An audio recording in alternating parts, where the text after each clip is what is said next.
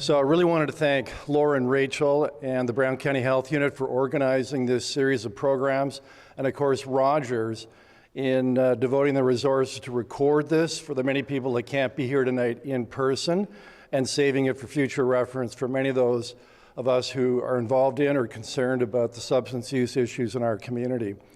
I'll tell you, as mayor, I've traveled a journey over the last 4 years when I was first elected back in December of 2018.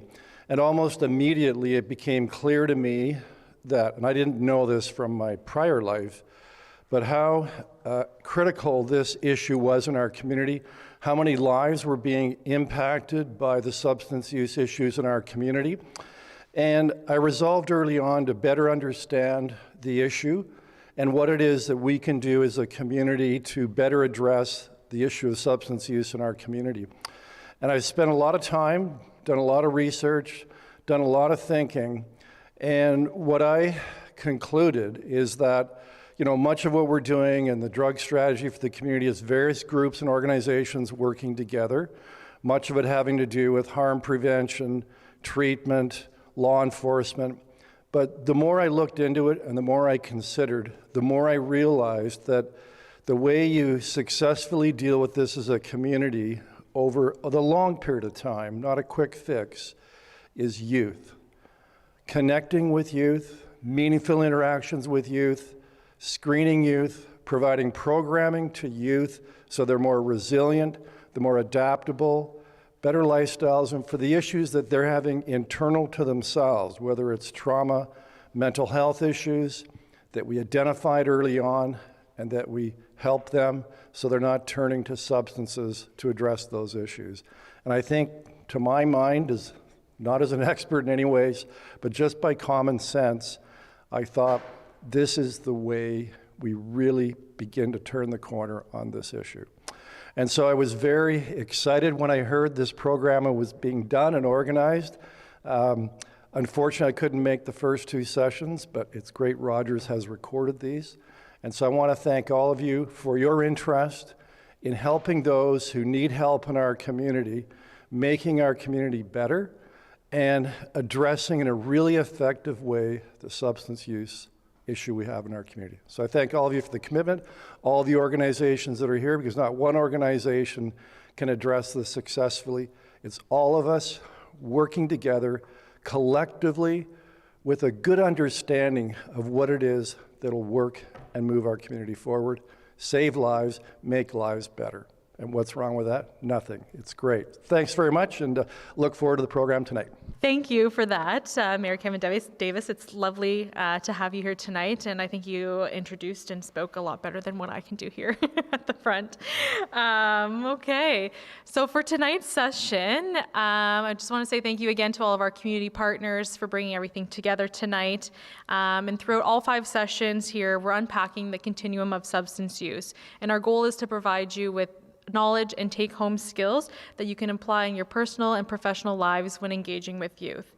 So this session tonight is titled Early Identifications and Interventions. So we're going to connect what we've learned in our first and second session and then dig into some topics about substance use disorders, the behavior change model, stigma, having the conversation, and some resources. Right. Welcome back, everyone, and welcome to those who have not attended yet. I hope that there'll be some good tidbits of information that you'll learn tonight and hopefully spark some interest in attending the next sessions and or going back and reviewing some of the sessions we've already done. So in preparing for tonight's session, one of the things that not only myself but also Laura and Rachel discussed as being primarily important was thinking about beyond the substance user.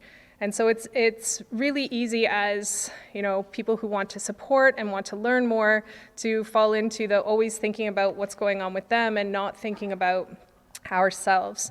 So hopefully tonight there will be a good balance of you getting some tips and tools about what's out there in terms of treatments and interventions, well, not treatments, but early identification on the way to treatment, and then also some information about thinking about yourself.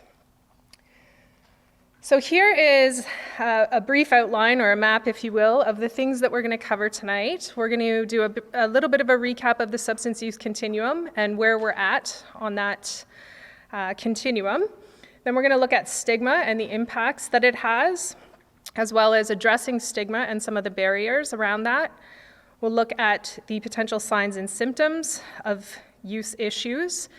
And then briefly, I will give you some overview of some of the diagnostic criteria, as well as some of the screening tools and assessments that are used to look at young people and their substance use.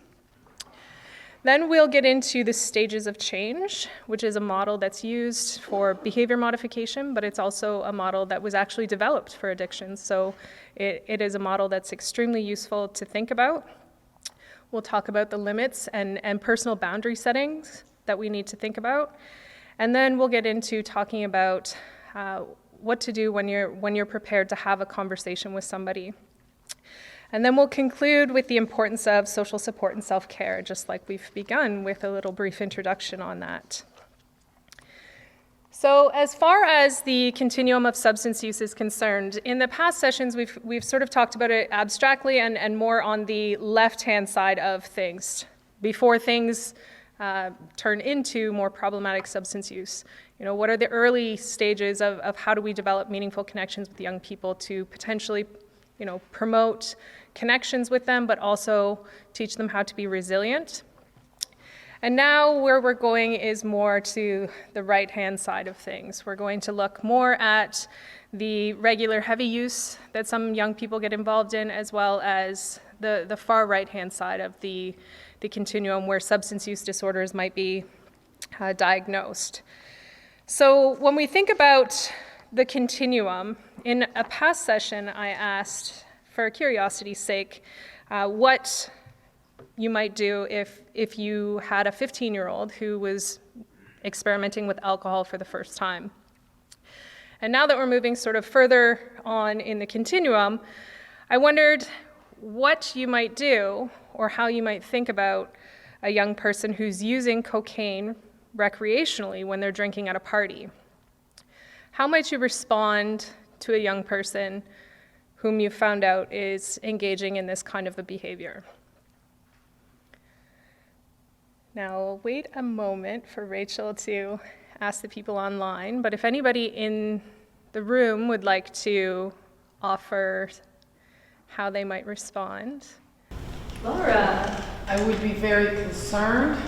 And scared, not knowing exactly what to do. I would feel I need to do something, but maybe not know exactly what at the moment. Yeah, so scared, concerned, not sure what to do in the moment. Yes? I would lose my mind. Lose your mind. I might also be there with you in that moment, even with all of the knowledge that I have. Anybody online have any feedback? All right, so that's the thing, right? Everybody's going to respond differently. Some of us might want to lose our minds. Some of us might be scared. Some of us might not know what to do. Some of us might have all the right answers, and for those of us who do, I hope one day that I'll get to that place.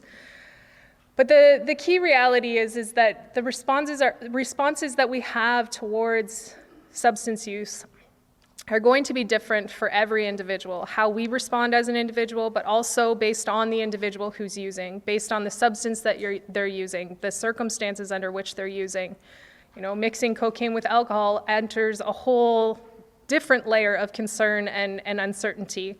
And so when we think about that, we want to remember that our feelings are okay. It's okay to feel anxious and scared and not know what to do. It's okay to want to freak out. That's how you're feeling, and all of our feelings should be legitimized. What we want to think about is try and sort of be calm and as patient as possible, not only with the person, but also yourself. Be accepting of your feelings and your reactions. And also think about how you want to plan to react as opposed to react in the moment. Because if you react in the moment, you could cause a lot more issues than you fully anticipated.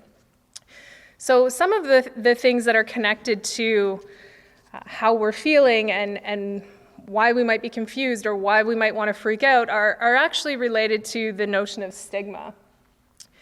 And I know that there's a lot of conversation around this particular term, especially more recently, about destigmatizing our language and about thinking about people as opposed to thinking about them as their conditions or whatever they're using.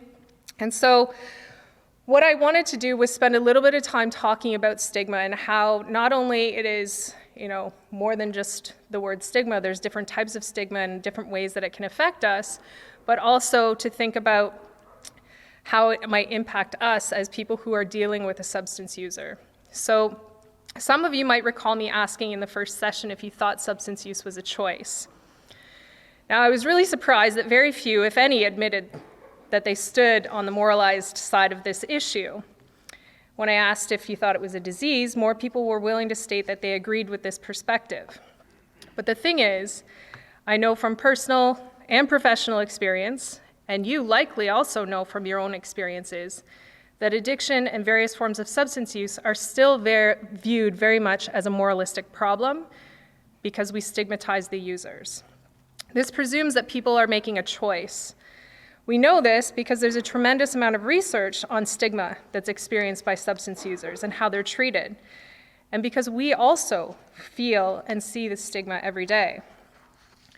Now, most of us have been raised in one way or another to believe that drugs are bad, and by extension, the people who use them must also be bad, and they're somehow in need of punishment or some sort of harsh response to teach them a lesson and hopefully change their behavior. But this moralistic view only perpetuates the stigma, which in turn can lead to more substance use, creating a cycle where we treat people poorly because of their substance use and then expect them to stop using. Yet they feel so terrible about themselves and the way they're being treated that they respond by engaging in more use. So it's a self-fulfilling prophecy, or what we might call self-stigma. Now, self-stigma occurs when a person holds a negative perception of themselves because of some stigmatized characteristic that they've been labeled with. So, for instance, an addiction or a substance use disorder. They might think of themselves as useless or unworthy because they're being called a druggie, a junkie, a pothead, a drunk, a crack whore, or even addict. That label can leave people feeling less than who they are as a person. Rather than seeing them as a person with many roles and identities, such as a friend, a worker, a child, a student, a parent, they begin to see themselves as what they've been negatively labeled. Now, this is the most commonly understood form of stigma and the one that we often talk about, and we are getting much better at talking about stigma more broadly and structurally, but there's other forms of stigma as well. So anticipated stigma is when a person is waiting for or expecting to be judged if others might find out about their illegal, immoral, or misuse of substances. Often people will try to hide or manage their use, and they'll do this around certain people and in certain situations, which is one way that we know that they're experiencing anticipated stigma. They know or expect people will judge them, so they hide it. They don't want that. I know a lot of people who do this with their nicotine use. Whether it's the habit of smoking cigarettes or vaping, they hide it from certain people and will only use in certain places because they're afraid of being judged or frowned upon. Now, the very fact that people are judging or frowning is further evidence that stigma exists in society, and people see this as a moral choice, that people who use are willfully making a choice. If it weren't seen as a moralized issue, then there wouldn't be judgments, and people wouldn't scowl or make other gestures when they see someone using. So social stigma is when society makes a moralistic and negative judgment about a person or a group of people for the characteristics, choices, or qualities that they possess. So when we treat people with anger or pity or fear, it's because we've come to believe that they're worthless, perhaps criminal, unfortunate, or dangerous because of their drug use. And then we're continuing to contribute to the cycle of stigmatization. Now, it's really important to add a bit of clarification around the potential risks, and I thank Laura for making this clarification. There are risks of being intoxicated, and there are risks that some people, when intoxicated, might pose. So people can behave in erratic and dangerous and sometimes criminal ways when they're intoxicated by certain substances. And we know from decades of research that secondhand smoke is not great for the bystanders. So of course, people do want to avoid the risks of being harmed by someone else's use. But these things do not make the people who use inherently bad or dangerous. We can still be compassionate and protective of ourselves without judgment or stigma needing to be applied. When I used to work at CAMH, I was a smoker. I'm a vapor now. I'm moving in different directions. I'm willing to admit it, but there are people I hide it from. When I worked there in grad school, I was studying homeless and underprivileged youth, and I encountered many situations where I was not only the subject of social stigma, but where I also had the opportunity to challenge social stigma. As a smoker, which was not very common among the people that I was working with and the people that I was attending school with, I always found myself sneaking out for breaks. Even though I was working in a field that certainly shouldn't have made those judgments, there was this anticipated stigma. Occasionally, I would encounter people coming into work who were not so pleasant about me being outside smoking. So the social stigma certainly existed. But most of the time, I found good places to hide or be less visible, which is how I met some really interesting and wonderful people. The CAMH where I was working was right across from the Scots Mission on College and Spadina. Anybody who's familiar with that area, it's a pretty busy, booming place, but the Scots Mission is a place that provides food and shelter to otherwise unhoused people. So there were often people who were homeless, seeking food or other services, and occasionally quite intoxicated. But there were a few people who would regularly walk over to me, and we became friends. One day when I was out smoking and having a wonderful conversation with one of the gentlemen about Karl Marx, nonetheless, my supervisor walked by. She greeted me, and she continued on to her office. Later, when we met in her office, she commented that she had worked there for over 30 years and had never been approached or talked to by anyone at the mission services, or even some of the people who hang around the area from the clinical side of CAMH just around the corner. Now, my supervisor was definitely not someone who was stigmatizing. She was doing work to destigmatize use. So I don't want to give that impression, but it made me think a little deeper about how stigma can feel, even when there are well-intentioned people all around, and especially outside of the very institutions that are designed to help them. This brings us to the structural stigma that exists. And this is when institutions create policies or practices that prevent people from accessing services that can impact their quality of life. Now, one example might be the existing school policies of suspension and expulsion for drug-related infractions, or even treatment programs that require a lengthy period of abstinence before a person can access the services. Again, it's worth clarifying that this doesn't mean institutions shouldn't have policies or that they shouldn't try to minimize potential risks and harms. The key here is to question or challenge policies and even the practices that discriminate and pose greater harm than the behaviors themselves. So take, for instance, school policies, where students are suspended for vaping in washrooms or other places on the school property. Now, I totally understand the need for a policy, and it was a discussion right before this session, but there are alternatives that could also be explored besides suspension. Schools are supposed to be places where students are taught, not punished or literally thrown out when they don't follow the rules. When I conducted a focus group back in June in Brantford with some high school students who had been suspended for vaping, they were pretty candid about their reasons for doing it in the bathroom, which had nothing to do with being defiant or wanting to break the rules necessarily. They told me that a 5-minute break was not enough time to get from one class to the next, let alone go to the washroom. So, in the interest of serving their addiction, while in the washroom, they also got their vaping. They also mentioned the practices of locking doors closest to the smoking pit and thought it was rather much a joke that they were forced to walk around the school to get to a place off of the property to join their friends for a quick break that was only 5 minutes long. So all of the students told me that they weren't wanting to break the rules, but when the rules appeared to be designed with no real objectives besides making their lives difficult, and again, this is their perception, and they feel like they're always being judged, they really just don't care anymore, and they aren't going to follow the rules. Now, it's not just people who use substances that experience judgments and negative impacts of stigma. The fifth form of stigma that I wanted to talk to you about is called secondary stigma, or sometimes it's called courtesy stigma, and sometimes it's called associative stigma. And this is the form of stigma that many of you are probably quite familiar with but have never had a name for. It's when people who are connected to the stigmatized individual are judged or stereotyped simply by their association. For example, when a family member uses substances and the children are treated poorly or differently because of their connection to a user. It could also include being treated poorly because you're friends with someone who uses. This is the type of stigma I want you to think most about tonight. We can return to the other forms of stigma next week when we're talking about treatment and the user more specifically, but I want you to think about how you feel or the experiences that you have because of being related to someone who uses or knowing someone who uses. Now, researchers have examined this type of stigma by comparing family members of someone with a physical ailment, like cancer, to family members of a person living with a mental illness, to a family member with a substance use disorder. And in one article entitled Blame, Shame, and Contamination, the findings are quite telling.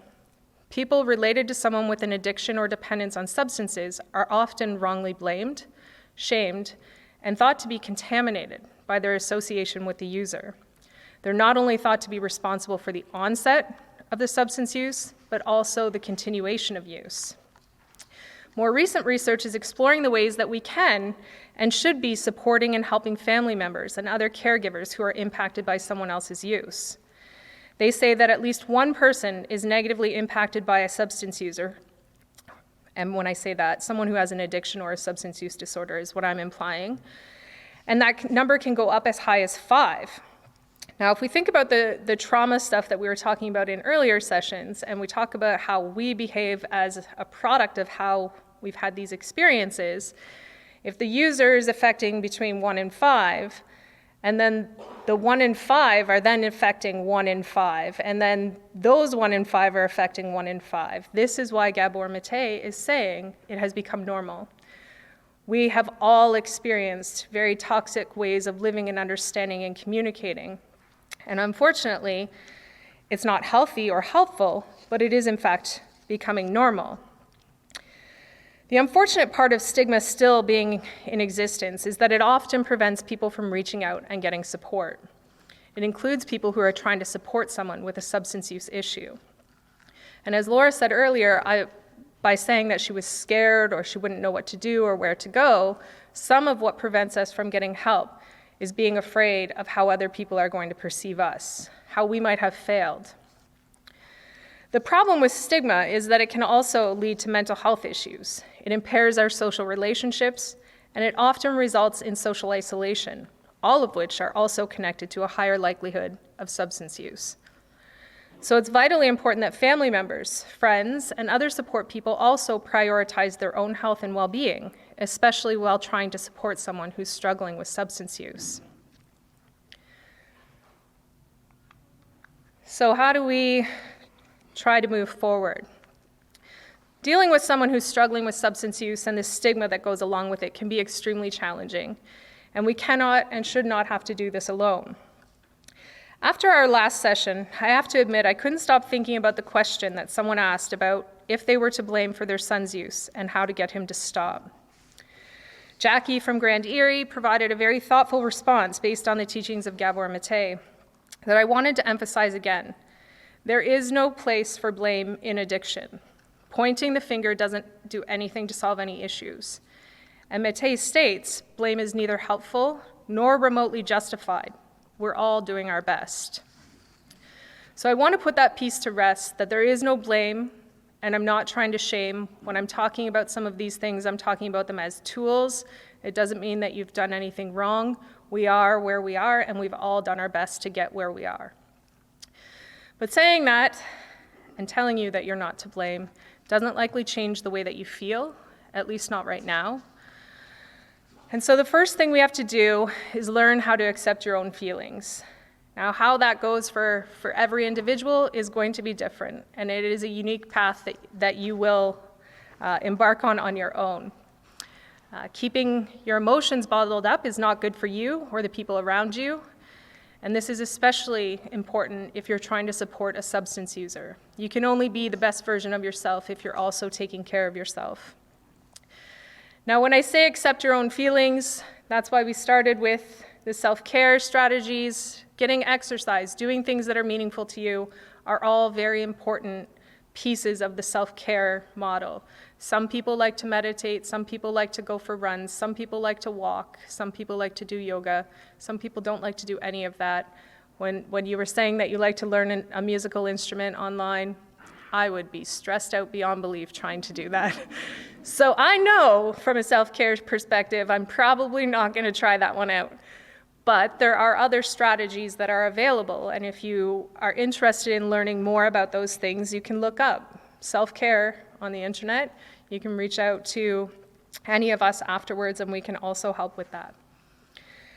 If you are struggling with someone who is using substances, there's lots of different emotions that you experience, and some of them were suggested when I asked the question about how you might respond to somebody who's recreationally using cocaine while they're drinking at a party. But imagine that that is something that's chronic and happening every day. You're going to be experiencing a ton of different emotions. You might feel sadness, grief, fear, anxiety. You might also feel shame or guilt. Some people experience confusion or denial. They have feelings of regret or even anger. You might feel helpless, overwhelmed, or have a sense of resentment. And the thing is about all of these feelings, I'll take you back to the polyvagal video from last session, these feelings and emotions that we have, if we don't take care of ourselves and release them, will result in further health consequences. And I can say that with absolute certainty. When I say that, I'm meaning some of my story has been told along the way. Not all of my story has been told, but I was recently diagnosed with a chronic autoimmune disorder. Why? Probably because of my history. Now, the history is in everybody, and there are tons and tons of research studies to support that if we go out for a long run if you like running, again, I don't, so that would stress me out. But if that is your thing that you know allows you to feel better, that is something that you should engage in when you're feeling these feelings. Get those feelings out and release them so that you can be the best version of yourself, not only for yourself, but the person that you're wanting to support. And I say not only for yourself, because as human beings, some of us, especially those that are in the room, are often more concerned about everyone else. And so if I can at least convince you that you'll be a better person for that person, then maybe that will work too. Now, it's likely that you can identify many different feelings all at the same time, and other times you might go back and forth between sadness and anger, and that's completely normal. Those are all normal feelings. We were designed to have them. So to accept the feelings means you need to take time to acknowledge the feeling and how it's making your body feel, and then, of course, find ways to be able to release it through various self-care strategies. The important part is to not judge yourself. Don't judge yourself for being angry, because, if you're starting to judge yourself, then you're going to feel shame, and then shame is just another emotion layered onto the anger. When we make these judgments, we're not helping anyone. Don't beat yourself up for feeling a certain way. Don't try to ignore it. Just feel and learn how to release it in the best way for you. Now there's, like I said, many of different resources available, and I encourage you to explore what makes you feel better. Of course, some are better for you than others, but healthy self-care strategies are always the preferred route. Now, you also need to be kind to yourself. You can't be everything to everyone, and you are allowed to have your own feelings, even if they're not the same feelings that others think you should have. Again, you're not to blame, and there's so many factors and reasons that people struggle with addiction. Now, one of the things that Gabor Mate says about parenting and parent blame is that, yes, of course, as parents, we are responsible for our children, but we did not create the world that they have to be parented in. And so when we think about that, it makes it a little bit more palatable to understand that there's so many other things outside of us going on that impact our ability to effectively parent and be the best versions of ourselves. But as long as we continue to work towards identifying those things, understanding that we're doing the best that we can with what we have in this moment, that will be a much better step. All of you are taking a remarkable step in becoming better versions of yourselves by coming here and coming again and trying to learn more about this. You're already trying your best. And as Mate says, our best deserves to be better. And it can be if we incorporate the growing body of knowledge that's now available to us, much of what we're trying to provide for many of you in this series. We want you to be proud of yourselves for showing up and trying to learn more. And as Maria has said in past sessions, that may have made all the difference for her. Ultimately, we hope you get a sense of empowerment from having a more compassionate view of yourself. You're doing the best that you can right now, and if you continue to learn and grow, you can only get better. Which brings us to the inevitable. Please know that you cannot make anyone else change. And as much as you want someone to change, you can't make them change. We're going to return to this idea a bit later when we discuss the stages of change and learning to have conversations. But for now, it's important to recognize that you need to focus on how to keep yourself healthy and strong so that you have the ability to be the best version of yourself and provide the loving and non-judgmental help when a person is ready to seek help. And then finally, it's vitally important that you find supports for yourself and learn how to navigate the systems, which is part of what we hope to achieve in the final session, talking about the community resources that are out there, what kinds of supports are out there, as well as online tools and various resources that you can access from the comfort of your home. But we'll also talk a little bit more at the end of today about finding supports that are good for you and that are supportive, not unsupportive. So we'll distinguish between those two. What's important here is to understand that before you can help anyone else, you need to make sure you're taking care of yourself and seeking professional support to help you navigate. Now, when we think about this, one of the questions I wanted to ask, or have you think about and hopefully share, is what prevents you from getting support from other people?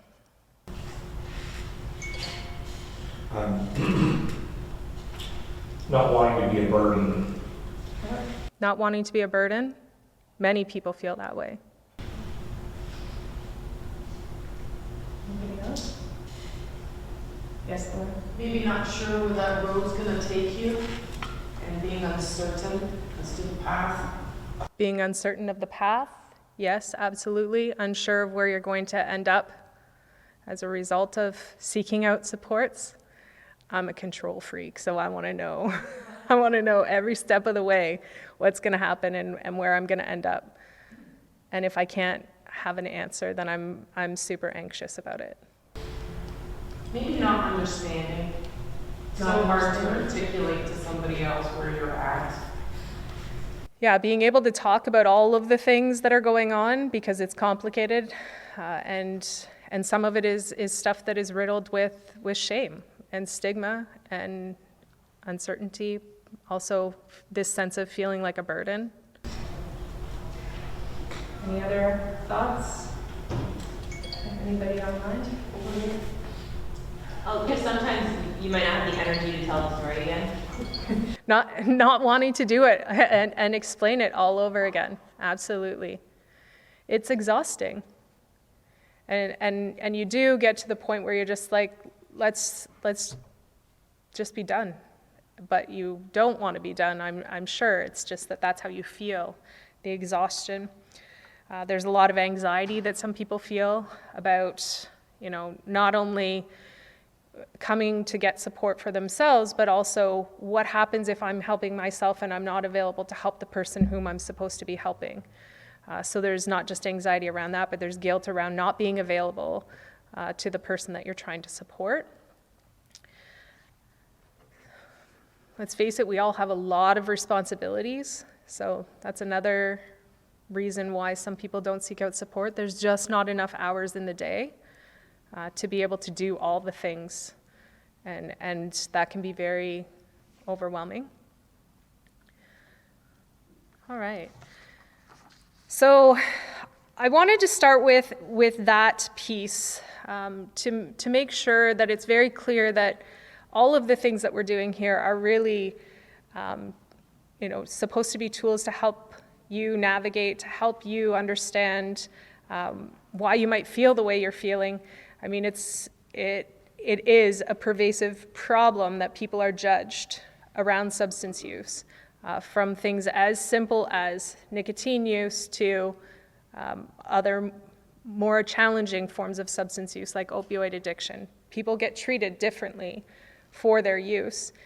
But the thing that I want you to sort of also recognize is that we also know that people who are experiencing trying to be a support person for a substance user, they also often get stigmatized. I get stigmatized all the time just because of what I do for a living. And probably double whammy because of my family history, but the fact that I study substance use and substance users, I am constantly being judged about the comments that I'm making, or when I stand up for somebody, there's lots of judgmental things that get said back in your face. And on a daily basis, defending those things can become challenging, and actually I've just more recently in the past few years learned to just accept it, and accept that there's not going to be everyone in the world who agrees with some of the research that's out there or agrees with the path that we're going down. I'm fine with that, as long as I know that I'm trying to do the best that I can. So I encourage everyone to also think in that way. So for the sake of giving you some tangible ideas or tools around understanding adolescent substance use problems, not adolescent substance use necessarily, we've compiled lists of different signs and symptoms to help you sort of see what kinds of characteristics you might notice. So by the time you realize that you need to get yourself in the right place and find supports and help you stay well, it's likely that you've probably already had a sense or some concern that a young person that you're dealing with is approaching the more problematic end of the continuum. And some of the potential signs and symptoms that you may notice are listed here, and they're on your slide on the sheet. I'm not going to list them all out, but I will just sort of highlight a few of the signs and symptoms. So there's, changes in appearance, friends, personality, or routine. There is things like impaired concentration, judgment, or long-term thinking, decreased or impaired communication, increased need for money, increased high-risk behaviors. Now again, this list here, I've only given you a few examples off of it, doesn't include substance-specific physical and behavioral signs of intoxication or withdrawal. And more importantly, just because you see these signs or symptoms doesn't necessarily mean there's a problem. So be careful how you approach this, and remember, addiction is complicated.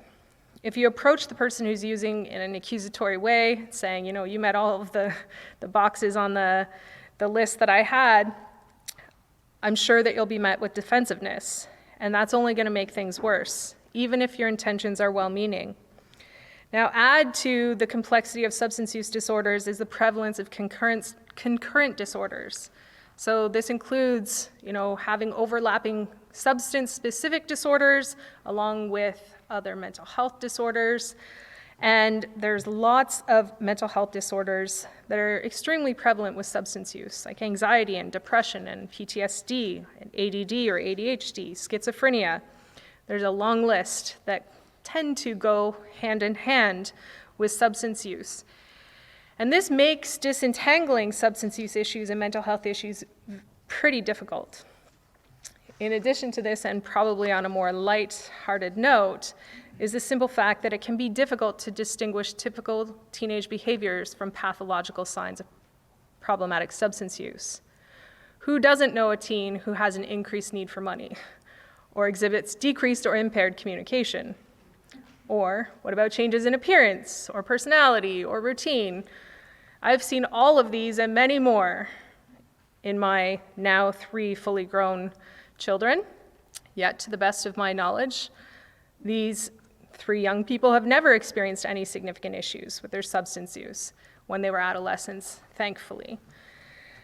Now, because it's complicated, and especially during adolescence, this is one of the reasons why the DSM criteria is only typically used for adults and not the only thing that should be used when assessing young people for substance use disorders. Now, if you're anything like me, when people talk about criteria or say, there's some way that we diagnose it, I want to know what is on that thing. What does it look like? What are the things that they're assessing me for? And so I thought it would be useful just for illustration purposes, not for diagnostic purposes, to show you what the criteria is and how it's determined based on severity.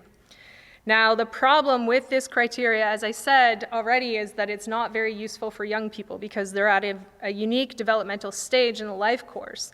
So they tend to be overdiagnosed or underdiagnosed using this criteria, and it's recommended that much more thorough assessments are done to examine multiple dimensions of a young person's life.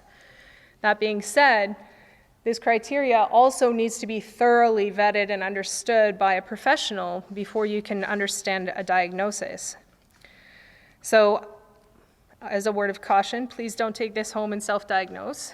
It's just for information purposes and to give you a basic familiarity of the indicators that are being used and assessed in clinical settings.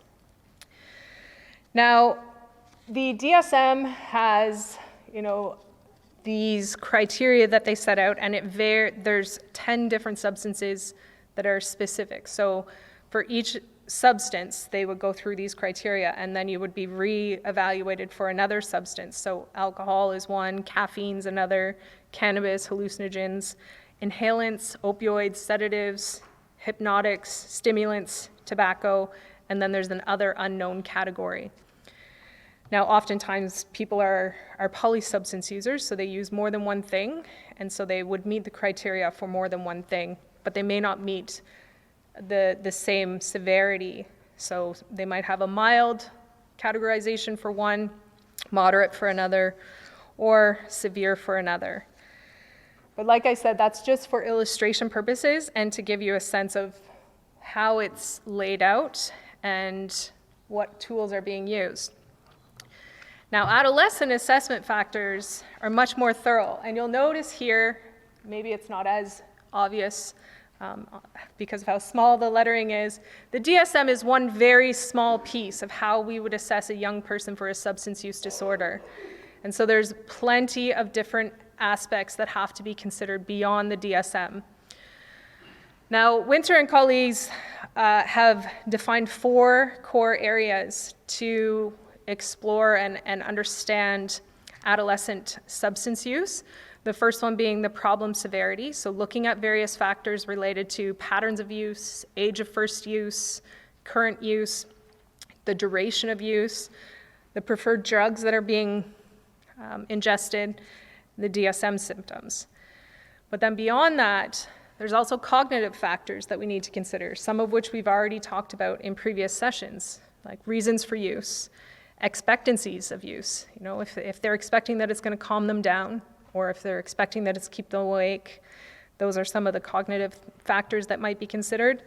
The perception of risks and harms, their readiness for change, and self-efficacy.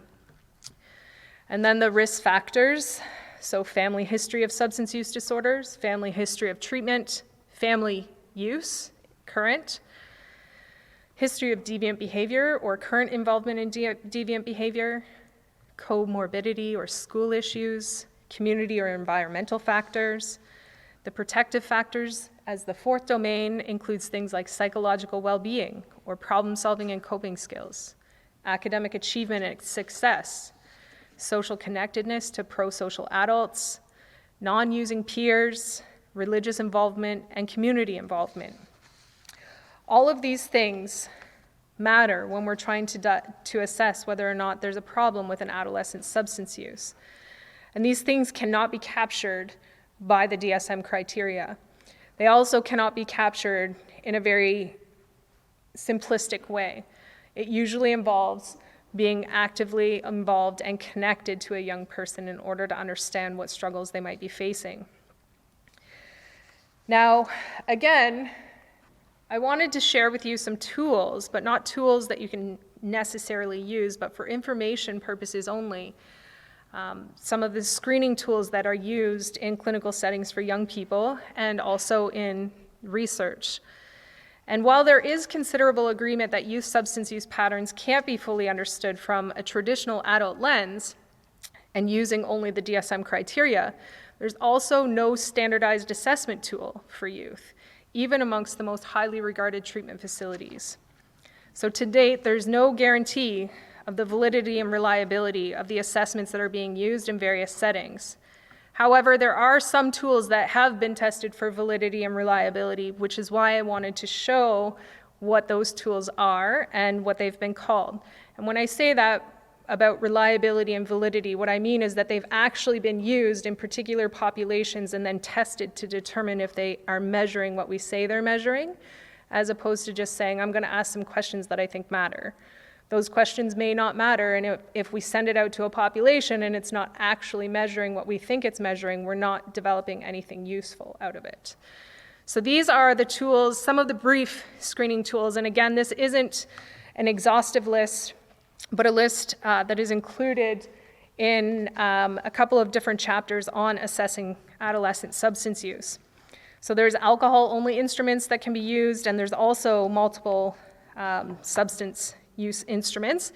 These ones, again, are brief tools that are often used in triage situations or in situations where a primary healthcare provider might be sending someone for a referral, where they perhaps don't have the time to sit down and do a full assessment of the young person and cover all of those 4 domains, but they do need to have a quick judgment of whether or not this is something that needs more support and more professional intervention. And then we have the comprehensive assessment tools for youth. Now, these tools are more in-depth, and they can be done in different ways. So I've included them as the interview formats and also the multi-scale questionnaires. Now, these assessment tools are used in various different settings. They might be used in mental health settings or youth agencies or counseling situations.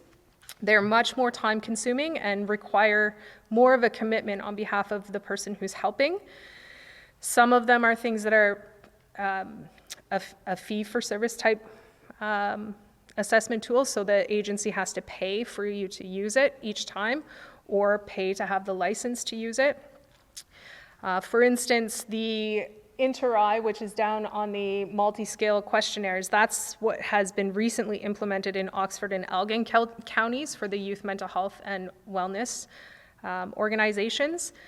But that measure has over 400 items. And so one of the challenges or limitations of using a tool that is that comprehensive is that if somebody is really desperate and wanting to seek out support for their substance use, are they going to sit there and go through a whole battery of 400 different things that they have to be assessed for? Sometimes, and what many of the clinicians have told me, is that there's just not enough time to be able to do the whole range of assessment because of how large the actual tool is. And so again, this is just an information piece so that you can be equipped to know what is out there, what's been validated and is considered reliable in terms of measurement, but also so that it gives you a sense of at least a bit of empowerment, knowing what has been used, what can be used, and what might be used on your particular youth, or something you might consider if you're working in an agency. Now, I'm going to ask Maria to talk a little bit about her experience of being diagnosed and some of the complexities of trying to disentangle substance use disorders and concurrent mental health disorders. Hi, everybody. Hi, everybody online. So getting diagnosed was a long journey for me. It was something that I needed to start myself as just going to the walk-in clinic and saying, hi, I am feeling suicidal and I need support. And that was my first step to being diagnosed, or receiving any type of medical treatment was a random walk-in doctor. I was first diagnosed with my mental health because that was presenting very strongly with my depression and anxiety. That was something that was shining. As you know through my story, that was the major points that were really shining through when I was younger. And it did carry on till I was in my early teens, just before my substance use. And with that, you know, I had childhood trauma, so being diagnosed with PTSD, and seeing all of these doctors and psychiatrists and psychologists was something that was really overwhelming for me, but something that kind of goes back to the stigma.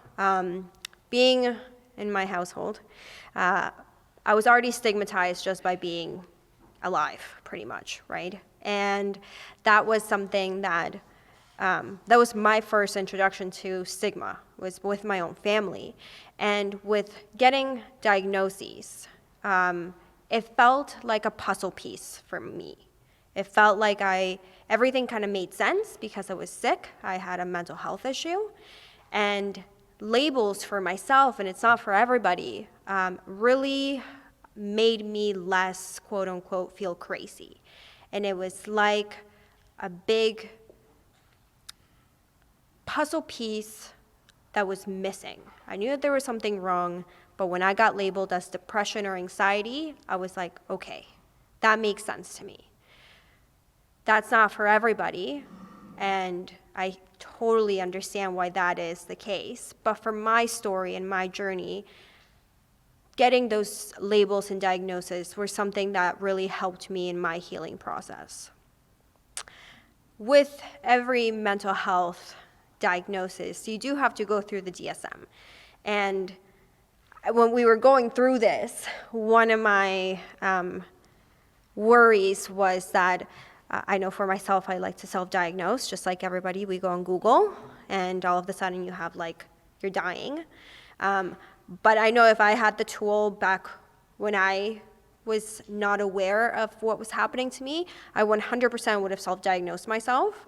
And it wouldn't be helpful because I'm not a doctor or psychiatrist or anybody that can diagnose myself. So that is just a resource. But with the DSM, there's multiple categories, pillars, chapters of the things that you kind of fall under.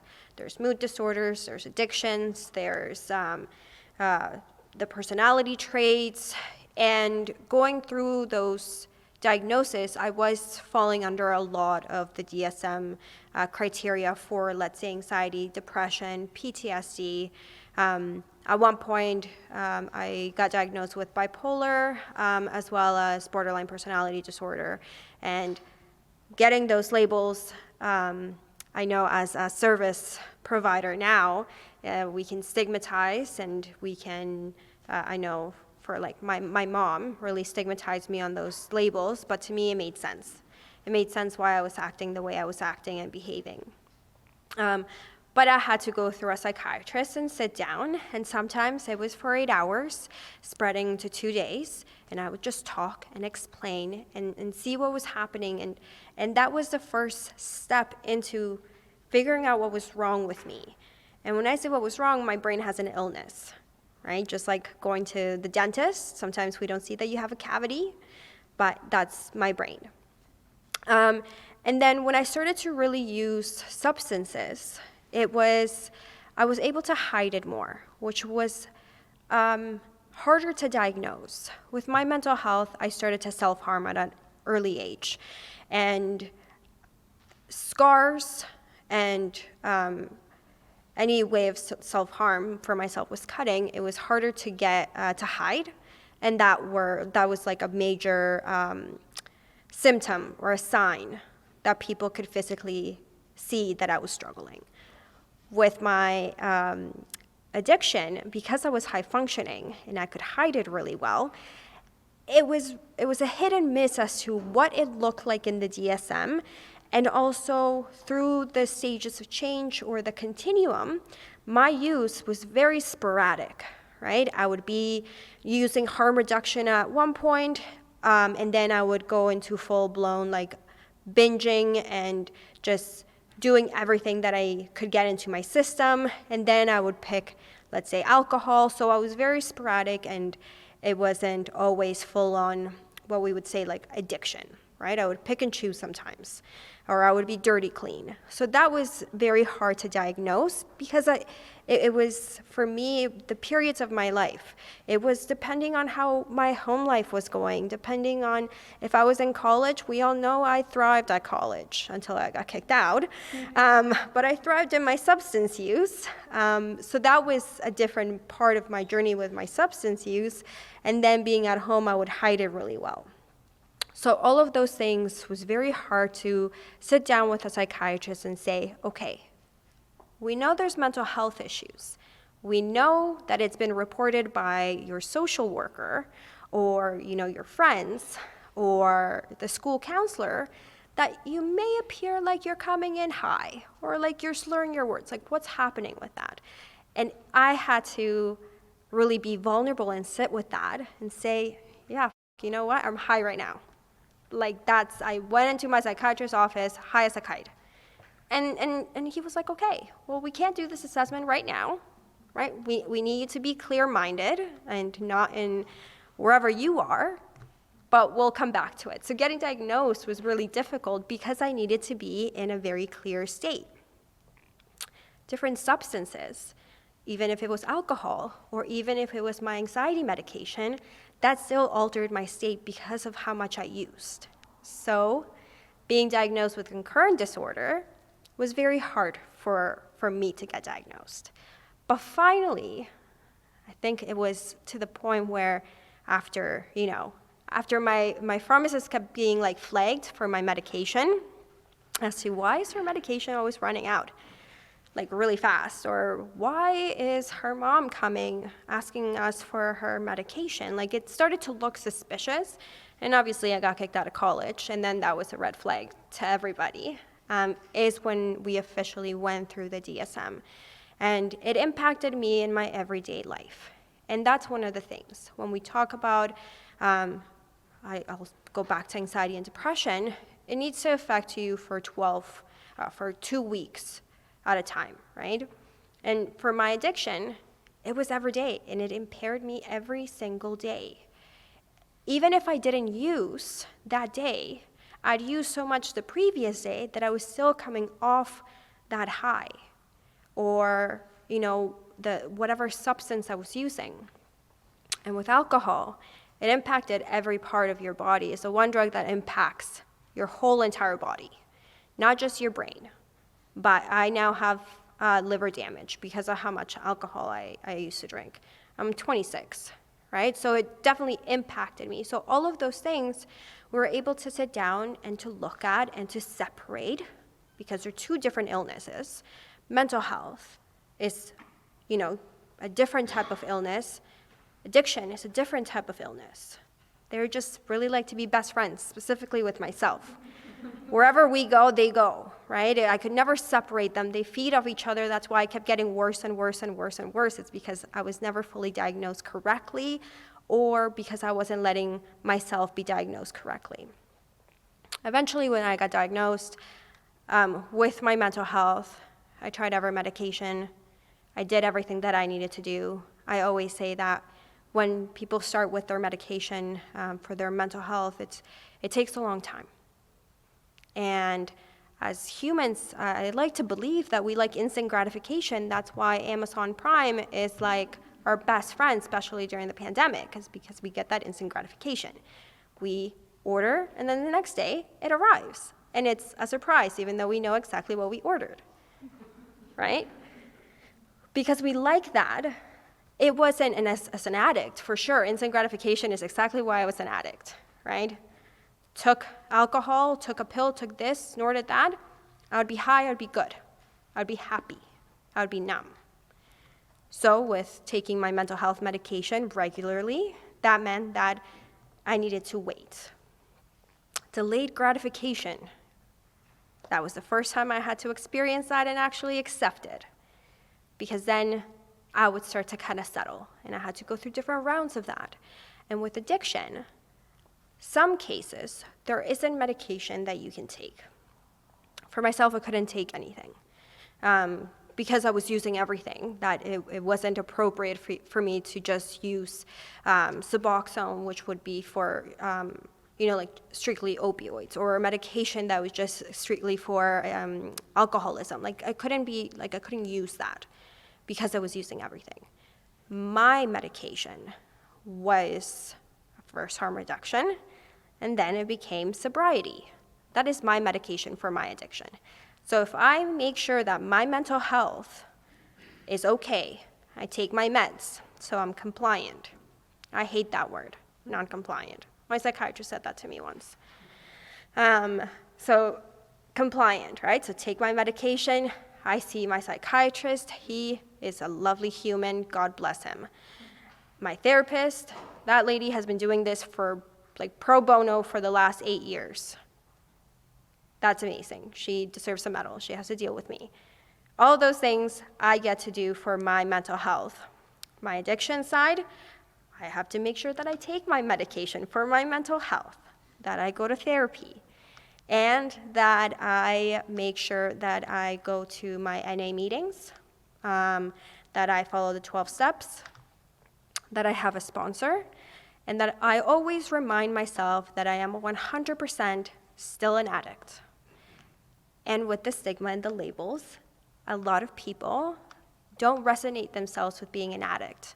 We like to say substance user, substance abuser, whatever they like to be called is what we call them. I like to be an addict because it took me forever to acknowledge that I had an addiction.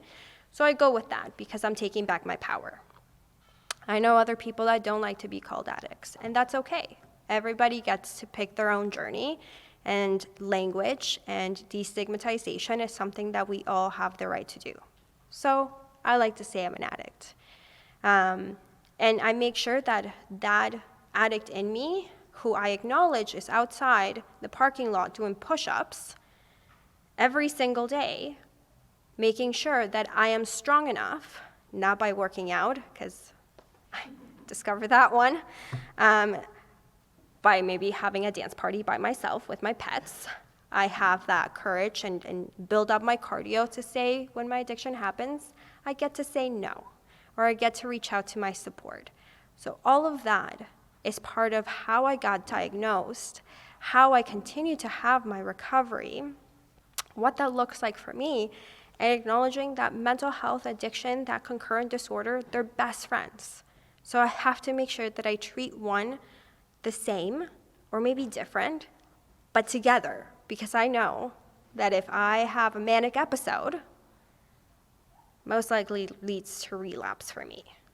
So I have to make sure I'm compliant with my medication. That journey of being diagnosed and going through all of that is not fun. I have done it. I don't like it. But I also had my social worker sit with me through that. I had a friend drive me to my appointment and wait there. And I understand that that could be really boring. Or as a support worker now for my clients, I get to do that as well. And it's long, and it's sometimes excruciating. But it's really essential, and it's just able to accept that process, and walking out of an appointment, it's part of getting diagnosed. That is okay. Going high or drunk to an appointment and admitting that was huge. And for the doctor to say, you know what, yeah, come back next week. We'll do another take. That's fine, right? And that's what I did, and it took forever. But once I got everything that I needed and all of the tools and labels, that I was able to find my own puzzle pieces that I lost or didn't even know I had, that I was able to find, that made me feel a little bit less broken. And I started to heal. And just by going through all of that process, so I know it's excruciating for yourselves to go with your loved ones, for your loved ones to go, but it takes time. And just reminding, instant gratification, that's not a thing when it comes to healthcare, and it's not a thing when it comes to your own well-being. It takes time, but the reward after, I'm still alive and sober. So I think that that's a reward. I will take that as a reward. So just bear with the process, and little by little is what I like to say, just for today, and go with that. So the next little bit that we're going to look at is the stages of change model. Now, at this point, you probably are like, let's get on to the Q&A. I have some questions I want to ask Maria, so I will go through this relatively swiftly and get into wrapping up. So one of the things that I want to sort of re-emphasize is from the beginning, that you can't make somebody else change. And one of the reasons why this stages of change model is super helpful is that it allows you to sort of see where somebody might be at in the process of change, and identifies ways that you can help them and guide them through the process of change. You're not making them change. You have to meet them where they're at. And when you're meeting them where they're at, it could be a long time that you're waiting for them to move from the very first stage of pre-contemplation to contemplation. And even once they get into the contemplating stage, it could be a very long time before they're ready to move to the next stage. But this model was developed in the 70s and early 80s, and is a dynamic model for understanding behavioral change and helping us understand where they might be. It includes a multidimensional, person-centered approach, and it can be used with various harm reduction principles and multiple different therapeutic approaches. So we'll return to it again next session and in the context of therapy. Now, in this model, there are 6 distinct stages, and as an introductory to this model, I thought it would be helpful to sort of just give you a brief explanation of each of those stages. In the first stage, it's called pre-contemplation, and that's when individual users are not aware or don't even want to admit that the substance use has become problematic. So during this stage, it's really unlikely that an individual will be even open to or receptive to the idea of any kind of change or intervention. Any attempts to change them will likely be met with defensiveness and could result in undermining your relationship with them. So it's important to sort of wait that out. And there are different tools that you can sort of implement, and we'll talk about that as part of the therapeutic model in the next session. But the next stage is contemplation. And this is when you've noticed that the young person has maybe started to think about the possibility of changing, and they've thought about their patterns of use, and they might consider alternatives like cutting down or quitting, but they're still not really committed to making solid changes. And so this stage is often looked at as an ambivalent stage, a stage where they're not sure if they're really ready to go full into the changes, or if they're really committed to being able to make those changes. Some of what goes on in this stage is a lack of confidence. And one of the tools to help with that is helping them build up their sense of self-efficacy.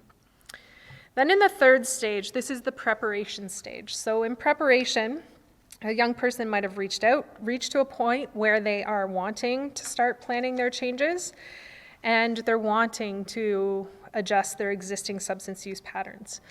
Now, again, it's not about quitting necessarily. So this model is amendable to cutting down or changing how often you're using, but it could also be about abstinence and becoming fully sober.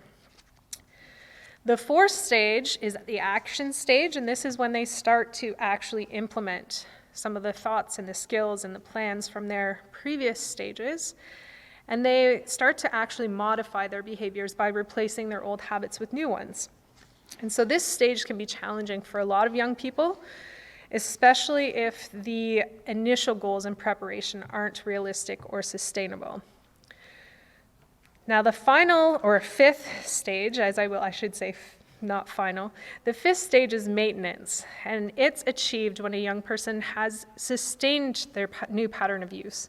And they say usually this pattern of use has to persist for at least 6 months before you can start to say that the changes have started to happen. This can be abstinence again, it can be a reduction in use, a change in the patterns, ultimately something that minimizes the harms. It also can be a pretty challenging stage for young people because it requires a pretty sustained effort. And the maintenance stage, they say, can last 5 or 6 years before you actually feel like you have committed to a different lifestyle. And whatever that different lifestyle looks like is going to be completely individualistic. The sixth stage in this model is relapse, which despite most of the societal beliefs, is not a failure, but an opportunity to learn and re-enter. You can re-enter this cycle at any stage. So there's no predetermined start point. There's just it's put in this order in terms of the stages. Somebody might come to you for the first time and they're already in the contemplation stage. Like they've already gone through the process of thinking about it, knowing that they want to change, and have started to actually think about the action pieces of stage 3. So nobody is going to start or end at a particular place. You can enter at any point as well. So you might, some people call falling off the wagon, or, relapse. You can go back into this in the action or the maintenance. You're not predefined as needing to start back over at the beginning and re-challenge all of those steps. So the relapse stage is an awesome opportunity for us to learn about ways to move forward, things that worked, things that didn't work. And oftentimes that's what people will do, is they will learn from their previous experience. Now the really fantastic thing about this model is that it meets people where they're at in the moment.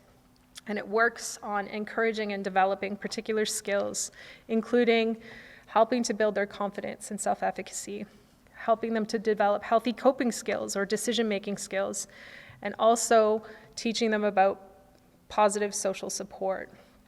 Now, again, we'll talk about this model more from a therapeutic lens in the next session, but it's important to sort of think about this if you're going to start having a conversation with a young person. It's important to think about where they might be at in that moment before you jump in and immediately think that things should be going in a particular direction. You can't make anyone change, and the only way that we can guide people through this process is meeting them where they're at. And they may be in pre-contemplation, which means that you want to tread very carefully about how you approach the subject, but you also want to be very clear that you're there to support them through this process. So that brings me to some of the final key messages, and that is, before you start any conversation with a young person about their use, it's really important that you get the proper support and tools for yourself. We can't do this alone. We should not be expected to do this alone, and there are a ton of supports and resources in the community that can help you. The second thing is to seek supportive, knowledgeable advice on how to approach the situation. Ask people who've been there. People like Maria know better than anyone else what it feels like to be approached when you're not ready. Coming to events like this and attending other types of learning adventures is one way to also develop some tools and skills. But you might also want to talk to a counselor or another professional who specializes in addiction and can better understand what you're going through and all of your story. You'll also want to work through your own challenges, and again, I'll remind you to accept where you're at. Accept that you may not be ready for all of the changes to take place, and put yourself in a place where you're strong and willing to take it on. Be prepared for change. And I can't stress this enough because it's often a really ignored aspect of people going through this journey. When people have a substance use disorder and they go and get treatment or they go and do the counseling, and then the family is at home waiting for them to come back and embrace this sober individual or person who has changed their ways, there's often a lack of change on behalf of the family or the environment where they've come from. And it's really important to recognize that that can also, in fact, spiral the person back into relapse very quickly.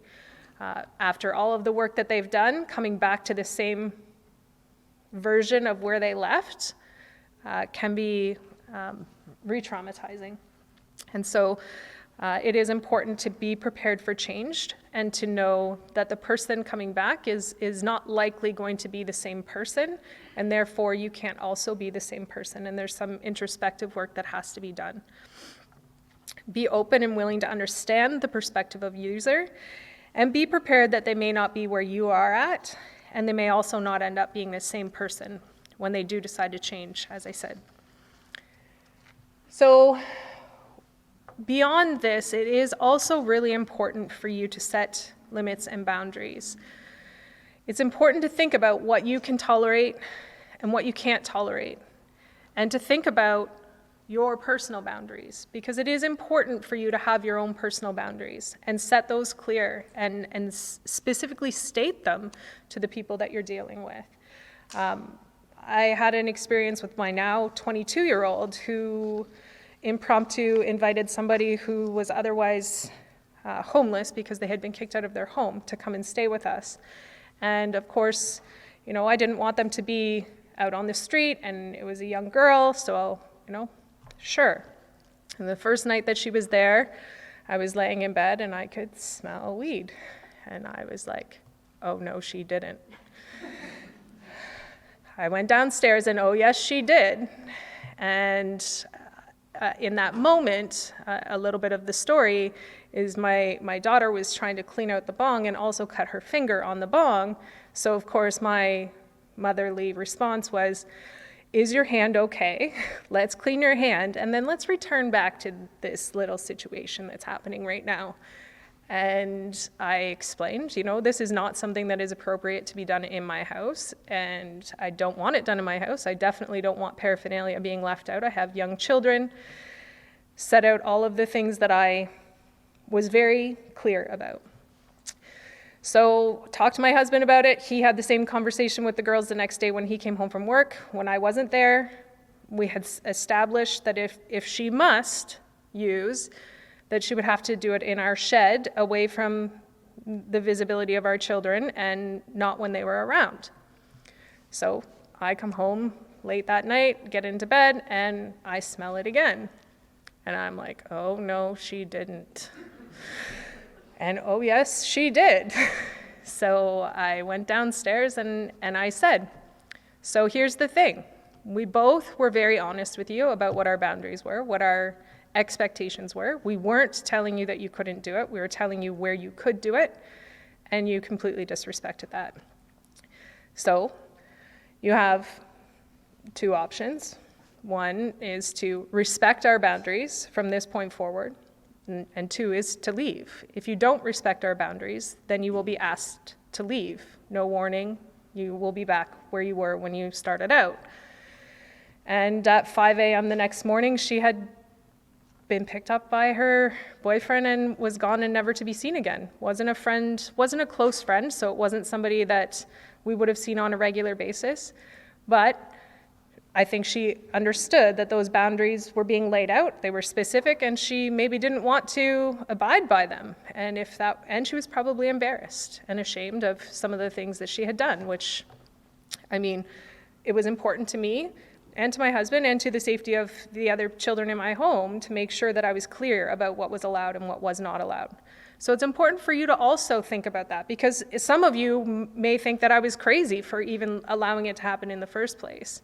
And other people might even be more flexible in terms of the boundaries that they are willing to set out.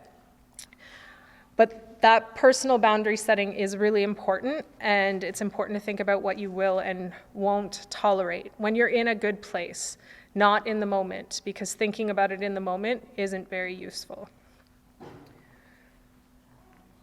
So having the conversation, and I frame this as having the conversation as opposed to staging an intervention. Because despite the fact that A&E was able to effectively run a TV show that made me cry every Sunday for a very long time, and they capitalized on that model, it doesn't mean that that was an effective model, and it certainly doesn't mean that it's based on the best practices of trauma-informed and person-centered approaches. So having the conversation is a different approach than to sideline somebody and say, hey, we're all going to sit you down and tell you you must do this, or else we're going to withdraw support. We know that that in fact is not effective. It's not helpful. Yes, some people will recover under that forced model, but it's also less empowering, right? So the individual does not feel as empowered than if they were to be a part of the process, which sort of brings us to the harm reduction model of nothing about me without me. So when you're having this conversation, there's a few key things to think about. Make sure that it's an appropriate place and an appropriate time. It shouldn't be when the person's using. It also shouldn't be when you're emotionally charged. It should be when you're trying to be calm and dealing with the issues in a calm way. Make sure that nobody's in a hurry to get somewhere, because it's very hard to be open and productive in the conversation if there's a time crunch. So make it as natural but as appropriate as possible in terms of the time and the place. In terms of the place, it's often suggested that you try to make it somewhere where use isn't usually typical, so that the person doesn't feel triggered to want to use in that space. And admittedly, a lot of people do use because they are triggered by the relationships that they have with somebody who probably really does care about them. And using in those environments, it can be very, very easy to fall back into that place, but also a place where you feel safe. So, not just to discount that it's all about making sure the other person is okay, it's also about making sure that you're okay and in a safe place to have that conversation.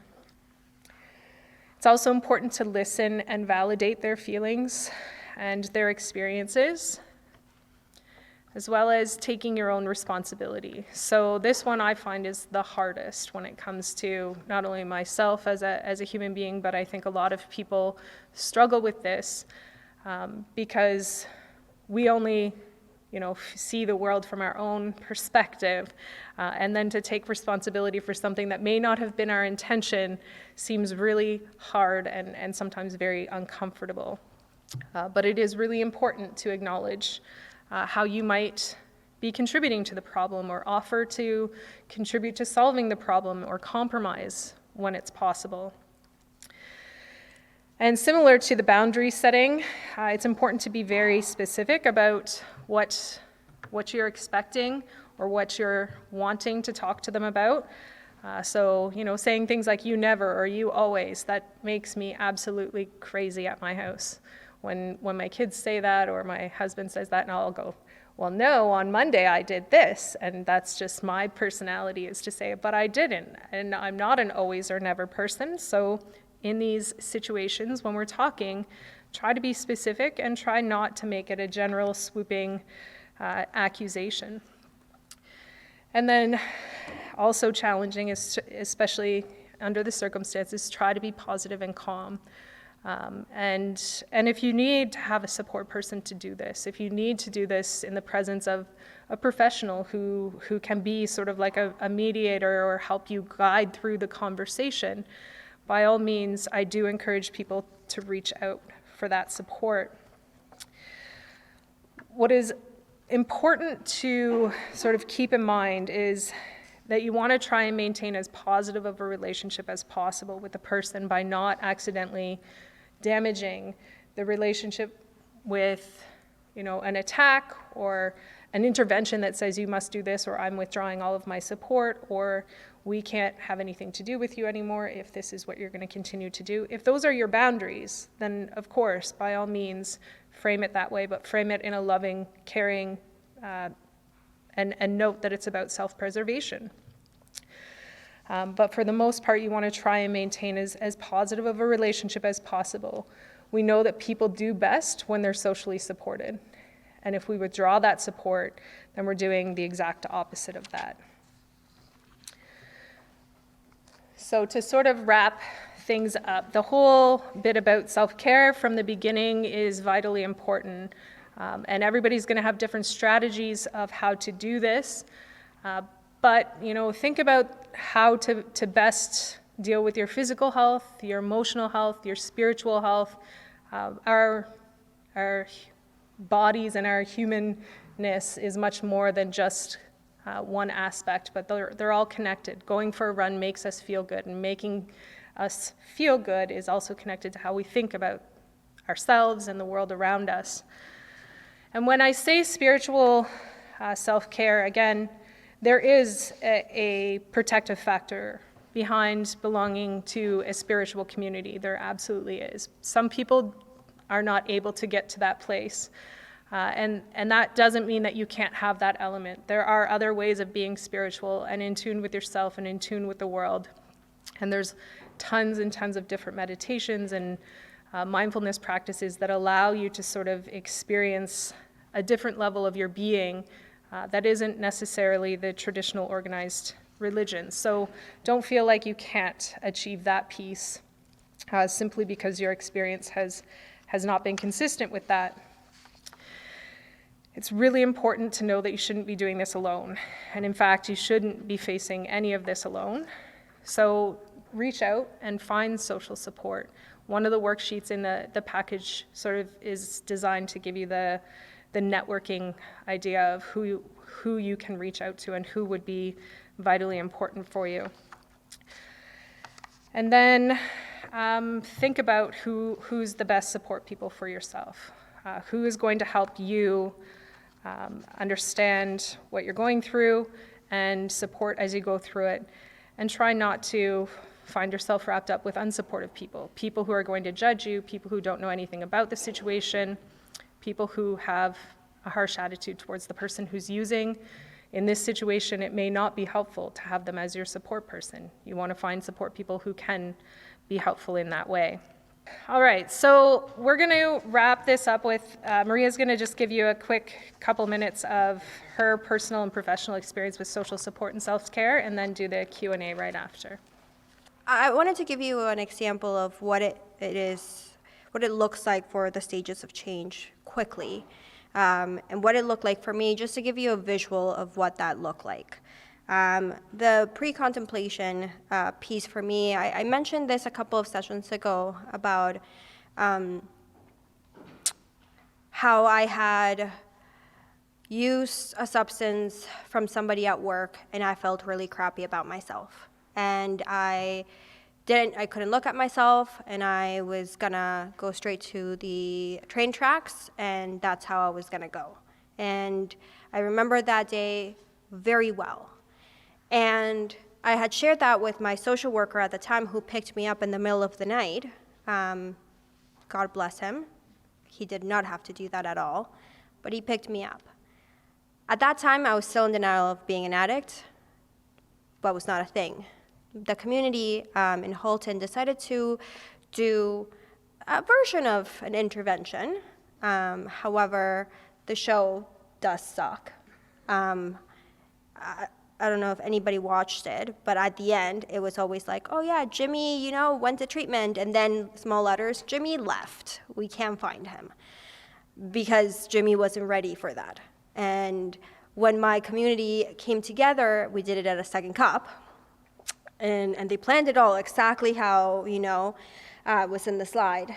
The timing the open space, all of the people that supported me and loved me, and they all came. It wasn't like, Maria, you're an addict, you need help. It was like, listen, here are the community supports in the agency who took time to come. They're introducing themselves. Here is our mental health and addiction portion. Here is, some case management. Here is some, at that time it was Hope's Place, so it was a treatment facility. Treatment facility was there. And they all came and were like, you may be ready, you may not be ready, but when you're ready, this is all the information so I can make an educated decision, an informed decision. At that time, I was in denial. There was no pre-contemplation. Because we were at second cup and we were outside, I stood up, I flipped the table. Now, I'm not an aggressive person at all. I was just pissed because I was blindsided. But it wasn't a very therapeutic, blindsided type of way. And it wasn't by all means negative. I was just like, this. And I'm like, who do you guys think I am, an addict? Yes. But I walked out, right? And I made a scene. Till this day, I cannot go to that second cup in Burlington. I drive past it. I like second cup, but I just avoid it because I'm like, bad experiences. But that was my pre-contemplation. And then I started to contemplate on maybe they're right? I did do this bad thing. I feel guilty, that contemplation, pre-contemplation. And then I started to maybe come up with a plan on how I could get support and then what that looked like. And for that preparation of what it looked like for me was going back to that community partners and looking for what was the best thing that I needed at that time.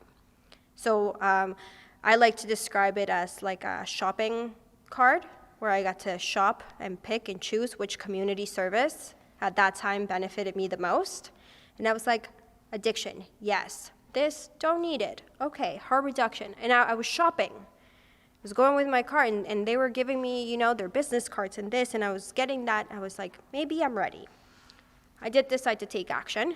I went to NA. I started all of that.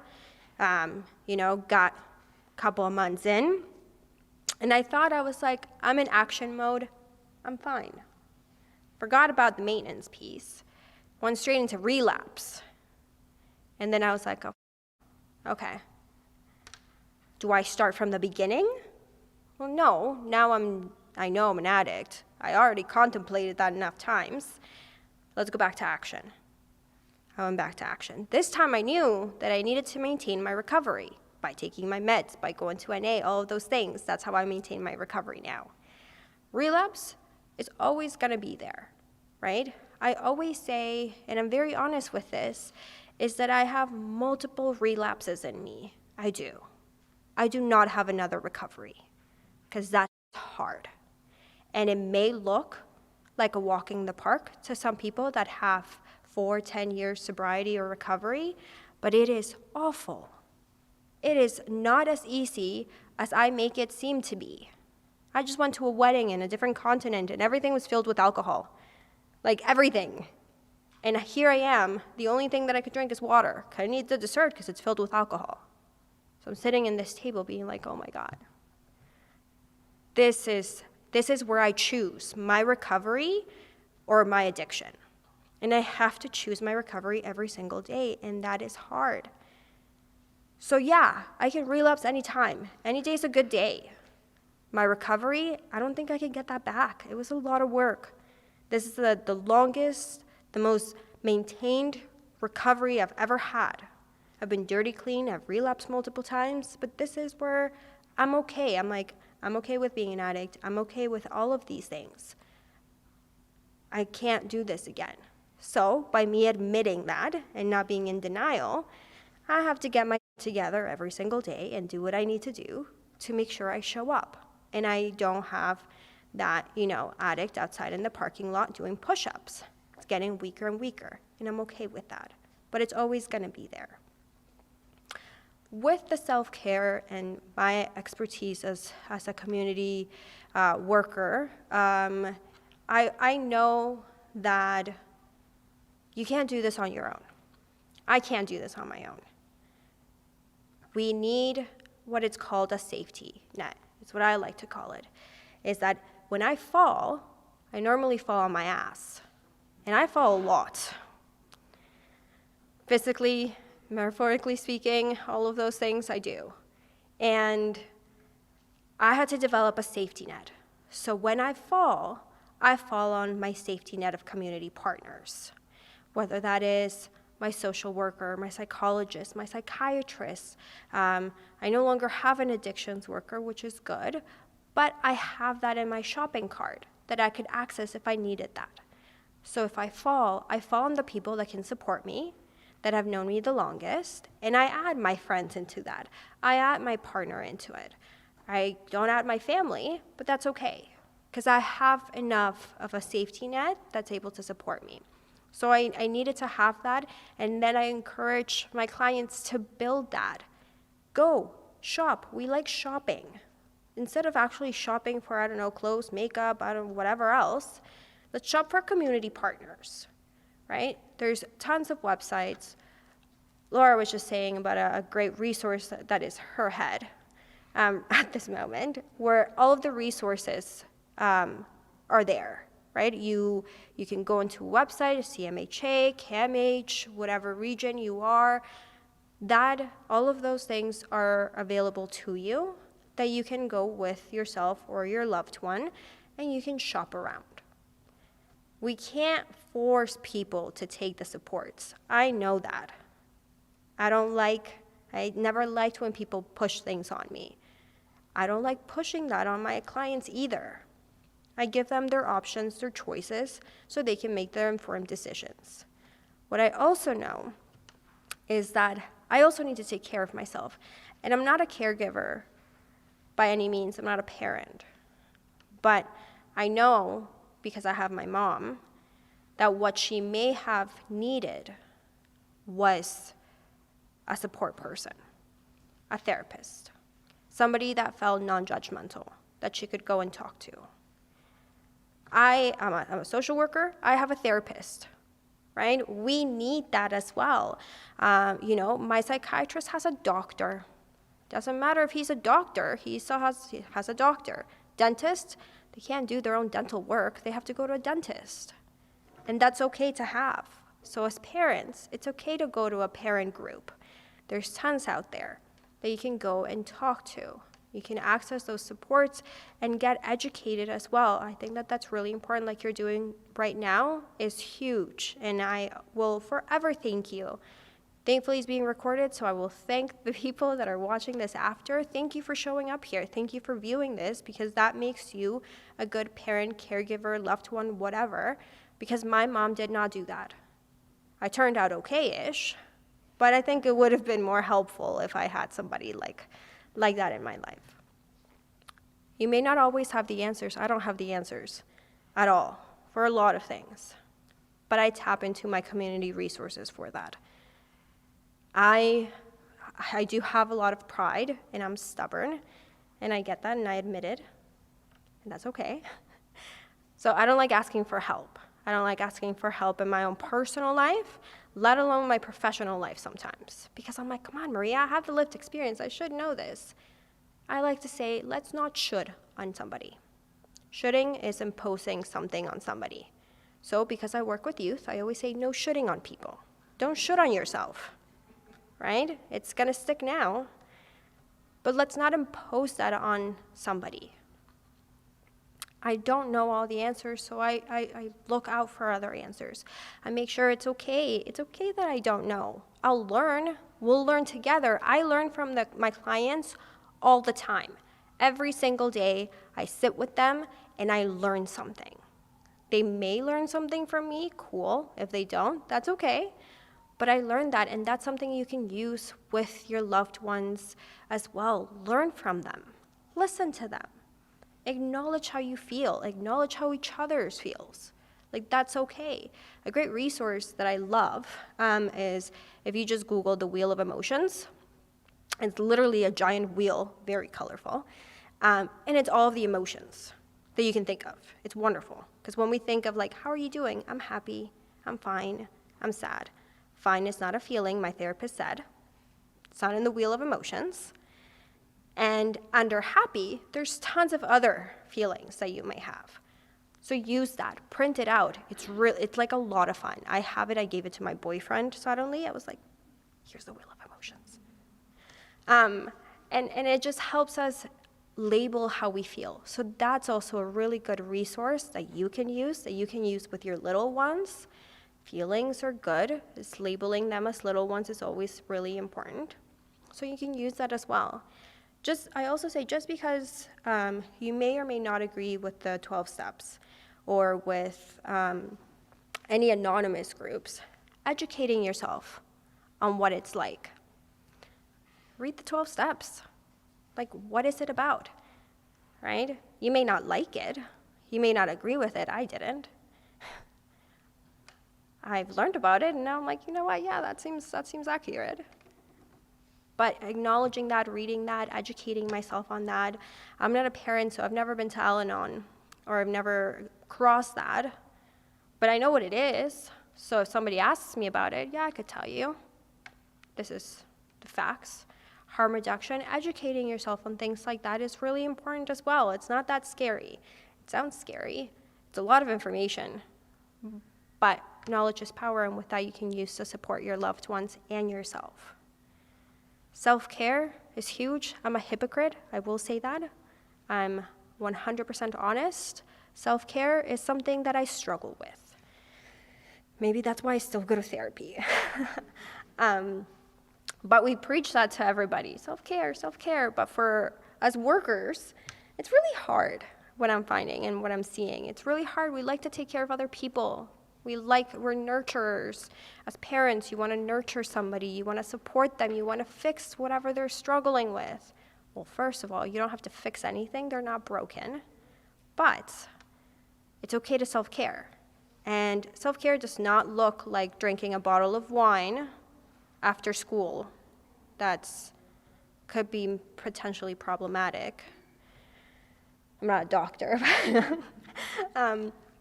But figuring out how to self-care doesn't always have to be conventional, like exercising, or I always think of exercising, but it doesn't have to be exercise.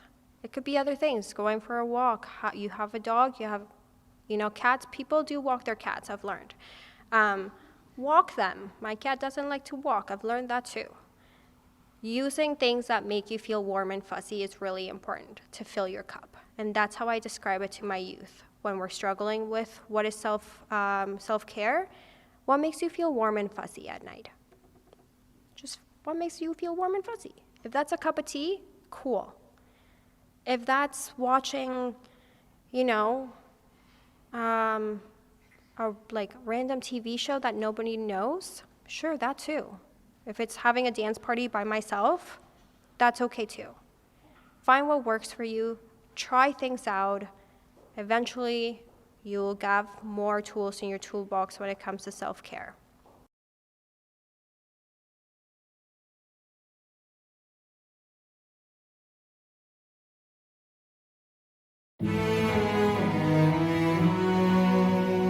So thank you for staying, and thank you. We have some questions for our panelists today.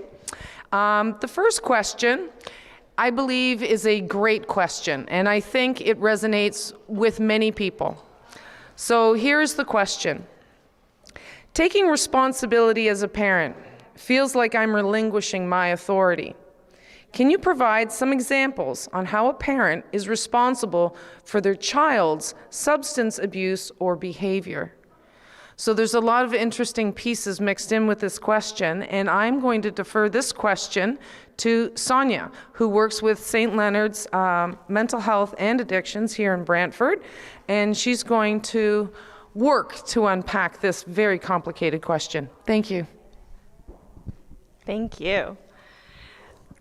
So my initial thoughts are, it's not about us or as parents taking responsibility for our child's substance abuse or their behavior. It's about taking a look at and recognizing maybe what are we doing that might be impacting them.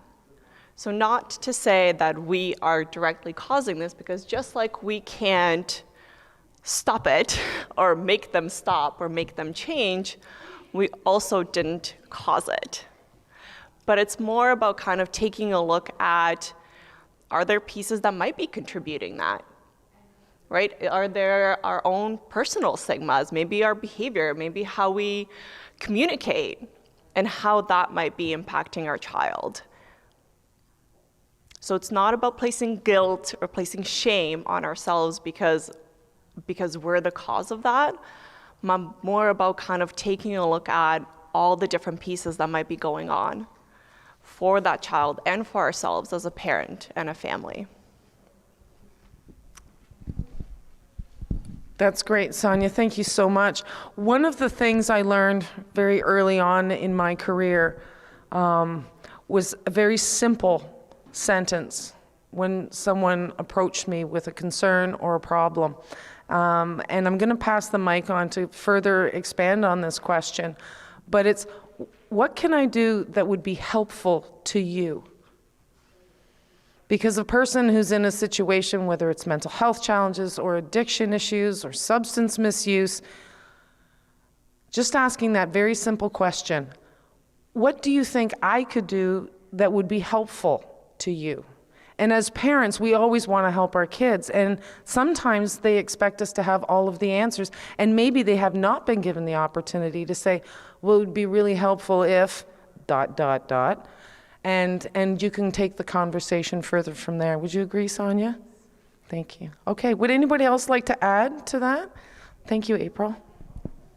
Yeah, I was just going to say one of the things that I think is really important to look at when we're looking at responsibility is, and Tara really touched on this very well, was what are my boundaries on this? So what am I okay with and what am I not okay with? And I think it's fair, we can't be fearful of our children and our youth to be able to say to them, you know what, I'm okay with this in the house, but this is not okay in the house. And setting those boundaries for both your child or youth as well as the other people that are coming into your home and our guests. It's okay to have those boundaries and set those limits and not be worried about, you know, is this okay or is it not okay? Because those are all the pieces that we talked about with the self-care, is having a clear understanding of what my boundaries and limits are and expectations within the home.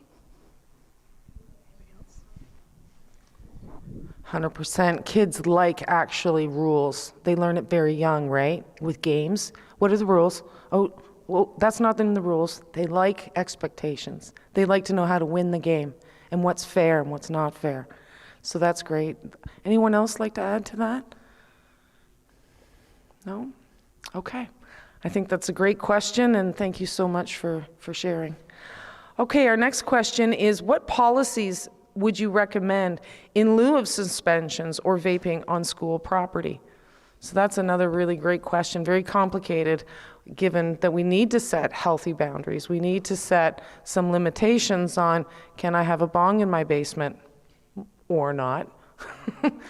And how do we approach that? So we're gonna give that one to April. Okay, thanks, April. Sure, I'll start with this. One of the ways that we're trying to manage out some of these areas is through collaboration with the nurses. So one suggestion that we would have is having the student meet with the nurse and be able to have conversations, assessment, and clear understanding of what's going on for the student, and giving them that opportunity for more of a consultation, so that the nurse would have the opportunity to support the student, to look at why is this happening, what level is it at, as well as looking at any referrals that might be available for them in the community. So those are some really important partnerships in our work together.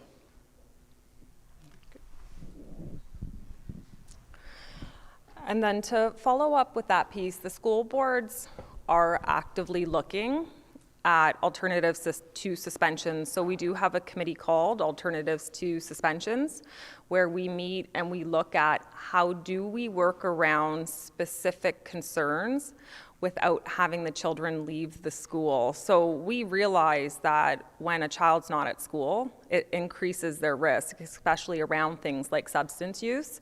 So this is being actively pursued. Some of the ideas and the things that we're working with, one is an Indigenous practice called restorative practices, and this is the art and practice of healing the harm. So when we suspend a student, they leave for however many numbers of days, and they come back into the same environment. And worse, sometimes their relationships have now broken down, whether it be at school or wherever this place was that they left. So through restorative practices, we come together and we have people talk about what happened. We have specific dialogue that we talk to the person who created the harm, and we allow the people who were harmed to also talk, and then we come together, and the hopes are to heal the harm. And this has actually been quite successful, and it's something that we can use when we're talking about the stages of change model. To go through a restorative practice approach, it really allows you to examine your use and how your use is impacting the people around you and yourself. So this is an important practice that we're starting to incorporate. Another piece is that Dr. Tara Bruno is currently working on curriculum so that when students are caught vaping or with some kind of substance use infraction within the schools, we have some curriculum that they can work through. So some kind of learning that they can participate in, as opposed to going home and potentially using more or not having a chance to restore what's happened to them. If I have one piece of advice around this for everybody here tonight, in person or virtually, it's really, really important to work well with your child's school. You may not agree with everything that the school administration or people are saying or implementing at the school, but when a child can start to move those relationships into a place where people aren't working well together, we call that triangulation. And what happens is it allows you to stop focusing on what your child's doing and getting them help, and now you're arguing with somebody else. And it's taking the focus off of what needs to happen. So to the best of your abilities, keep those relationships intact. Work with the people in your school to have all the knowledge of what's going on with your child.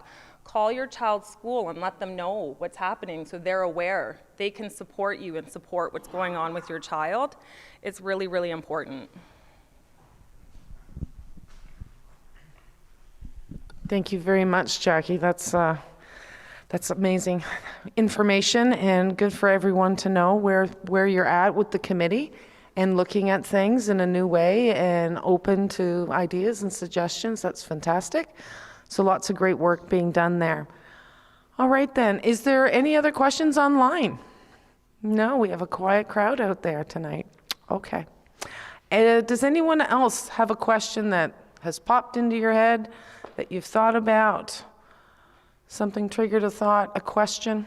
Do you know if you have a problem with the kids? Are you talking to schools? Will they call you if they're not there or something wrong? So if you have a concern, If you have a problem with your child, so you would then call the principal, would be your first. public school, in high school, they don't call you. Is there any way if you have a problem with the child, they will call you? Would you like to take that? Thanks. Yep. I can't speak to a specific situation, and we would need whoever was involved in that to, be present to make sure it was a fair conversation. But what I can say is, barring age, so once a child's 18, then privacy laws would come into play around calling home. But schools would communicate with parents around children.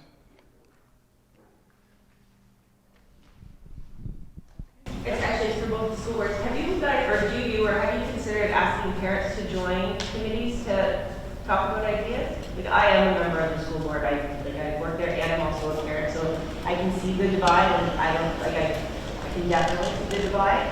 I'm just curious, have parents been asked to, who is on your team, which is great. I'm glad that there's a alternative suspension team, but who in the school boards and or parents are involved or have pending to involved? That's a really good question, too. So right now, on the Alternatives to Suspension Committee, there's a variety of people who are school board employees, but from different professions. So there's principals, there are child and youth workers, there's social workers, there's teachers, vice principals, lead principals. There's a variety of people involved. Schools have parent councils, and a parent council is the best place to come into a school to have your voice heard. And through parent council, if you're interested in being involved in committees, you would be more than welcome to participate in that manner.